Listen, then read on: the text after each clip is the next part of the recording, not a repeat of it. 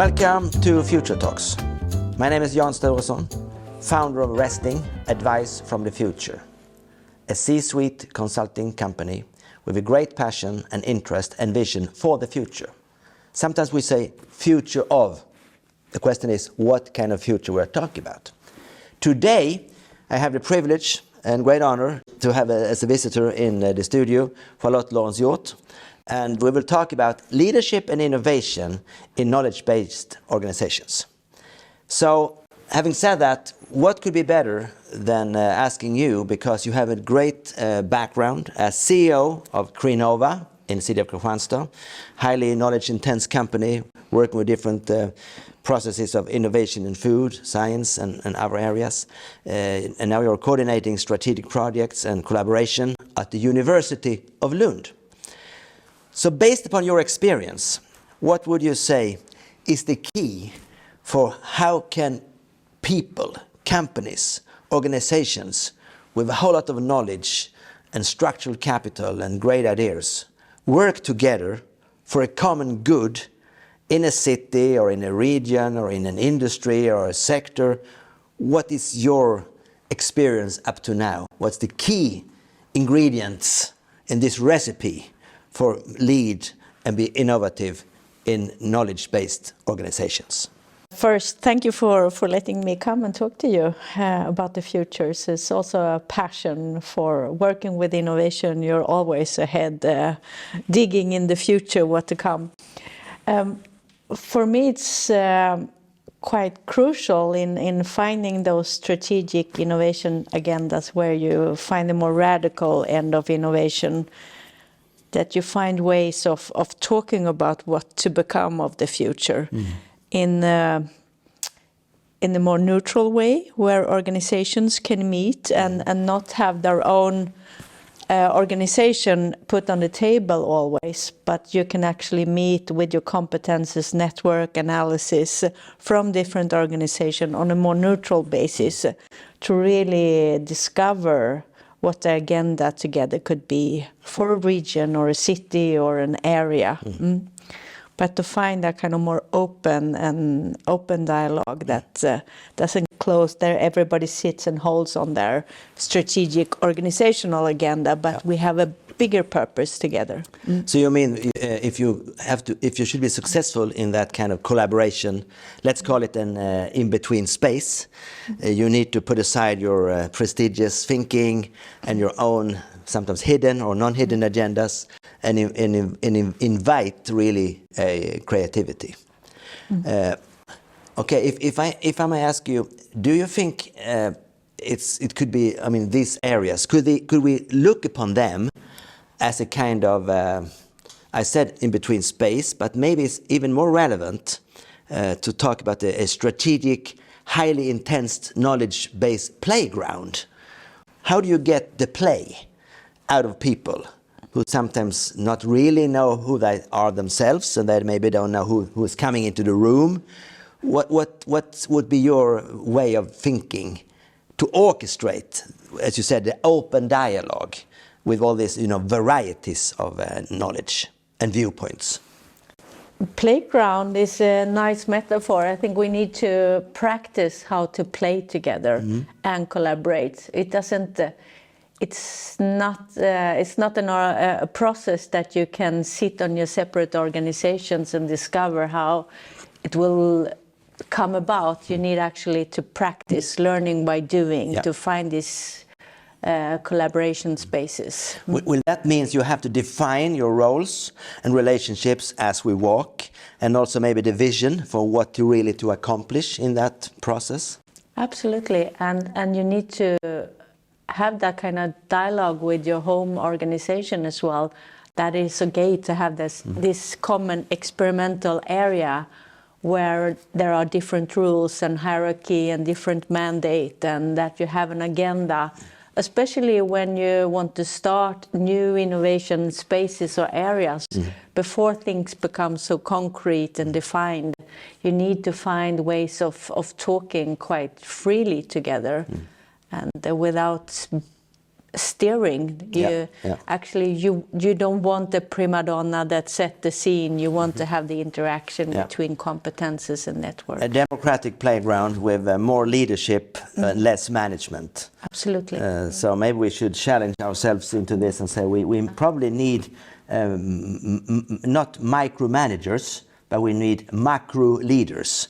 So my question would be, do you, if you look upon your experience, when people come into these playgrounds or in the between spaces, do they come with an open mind, highly legitimated from their mother organization or doing the work, or are they just coming and having a lot of thoughts, which is great, but when it then should be implemented, there's no backing? What do you think?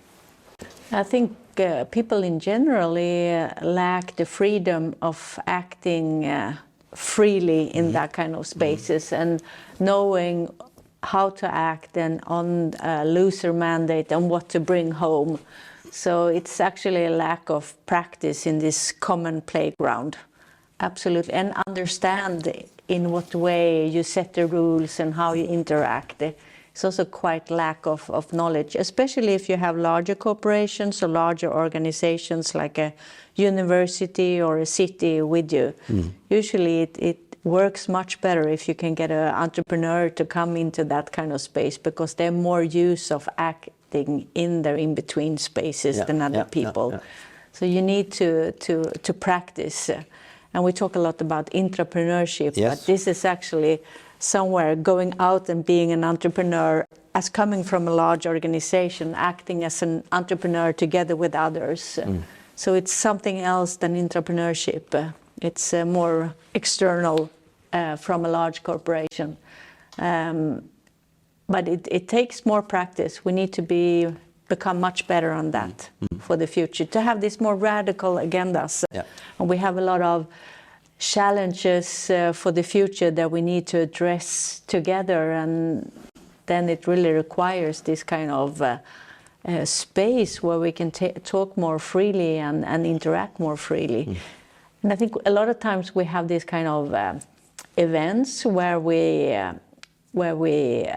get inspired, but we also lack this kind of more collaborative spaces in between that are more freely driven.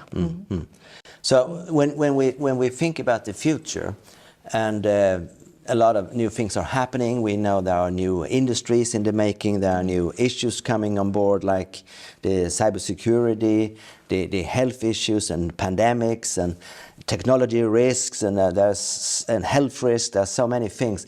Would you say that these organizations, being in this on this playground or in between space, do they have enough clear minds about defining a structured way to innovate, of collaborate, and also an idea about how do we get the right competence and skills for us to solve the future issues? I think organizations in general does not understand that in the first phase of starting an innovation process, it's quite diffuse and more on a discovery basis. A lot of times you try to define an innovation project too quickly, and you need to push that as far in the back as possible. And have a looser agenda, and you need to know what to bring home to your organization, where it gets a more closer agenda and where you work on it in a different sense, and the space that you have together with other organizations to use the innovation processes different characters. The phases have different characters, and when to go in and out of those characters, both as a person, as in an organization. Being present in that kind of collaborative space. I think we need to talk more about when and what and in what role you have and how you act in those different phases. Would you also say that in this in-between spaces there is a key role to play for all of us to better interpret trends and developments, weak signals, and trying to really understand, to anticipate what is coming if we're working with, for example, future of food or future of fashion, future of digital society. Do you think we have enough business intelligence today, or we are still lacking a new, I would say, more imagination of what could be for us in this highly innovative processes? I think there is enough information out there and enough business intelligence, but we are not bringing it to the table together, and we're not using it systematically, and we're not highlighting things in a good sense. We're still seeing a lot of innovation projects that has not seen basic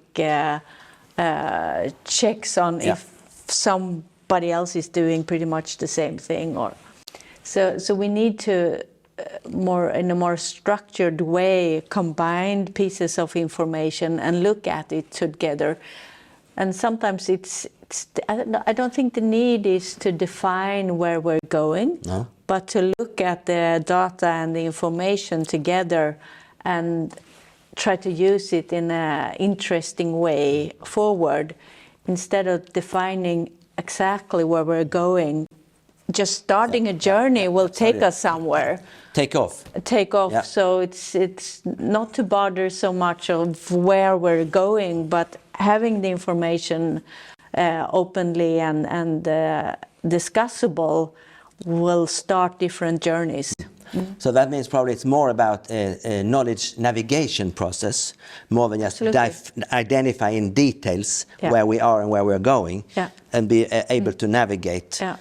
So finally then in this conversation, I would like to ask you, what do you think is then the most important criteria or character for leaders who would like to energize knowledge of the future, future collaboration, new ideas? What's the number one thing they need to bring to the table as a leader?